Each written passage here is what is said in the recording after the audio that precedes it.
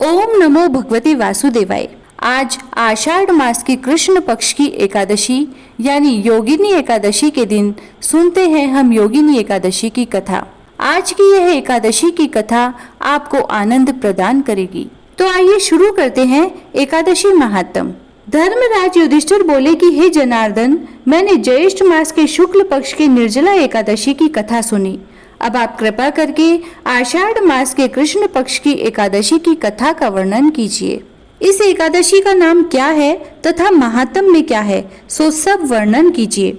भगवान श्री कृष्ण बोले कि हे राजन, आषाढ़ मास के कृष्ण पक्ष की एकादशी का नाम योगिनी है। इसके व्रत से समस्त पाप नष्ट हो जाते हैं। इस लोक में भोग तथा परलोक में मुक्ति देने वाला है। हे राजराजेश्वर, यह एकादशी तीनों लोकों में प्रसिद्ध है। इसके व्रत से पाप नष्ट हो जाते हैं। मैं आपसे पुराण में कही हुई कथा कहता हूँ, ध्यान पूर्वक सुनो। अलकापुरी नाम की नगरी में एक कुबेर नाम का राजा राज्य करता था। वह शिव का भक्त था और उसकी शिवजी की पूजा करने के लिए एक हेममाली पुष्प लाया करता था। हेममाली के विशालाक्षी नाम की अत्यंत सुंदर स्त्री थी। एक दिन वह मानसरोवर से पुष्प तो ले आया, परंतु कामासक्त होने के कारण पुष्पों को रखकर अपनी स्त्री के साथ रमण करने लगा और दोपहर तक न गया। जब राजा कुबेर को उसकी राह देखते देखते दोपहर हो गई तो उसने क्रोध पूर्वक अपने सेवकों को आज्ञा दी कि तुम लोग जाकर हेममाली का पता लगाओ कि वह अभी तक पुष्प क्यों नहीं लाया है।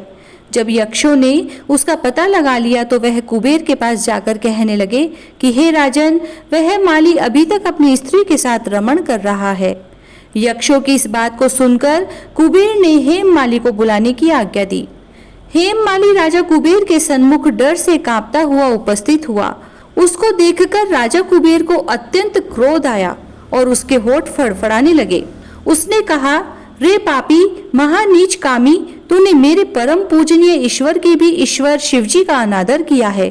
मैं तुझे श्राप देता हूँ कि तू स्त्री का वियोग भोगेगा और मृत्युलोक में जाकर कोढ़ी होगा। कुबेर के श्राप से वह उसी क्षण स्वर्ग से पृथ्वी पर गिरा और कोढ़ी हो गया।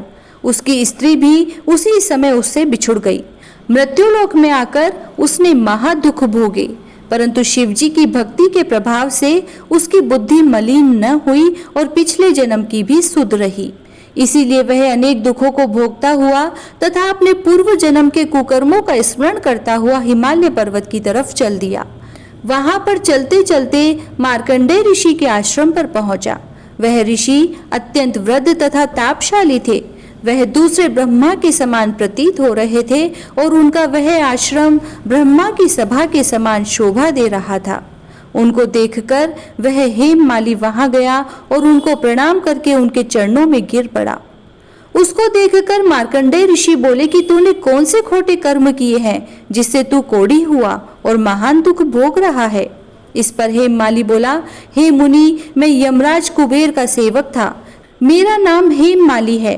राजा की पूजा के लिए नित्य प्रति पुष्प लाया करता था। एक दिन अपनी स्त्री के साथ विहार करते करते देर हो गई और दोपहर तक पुष्प लेकर न पहुंचा।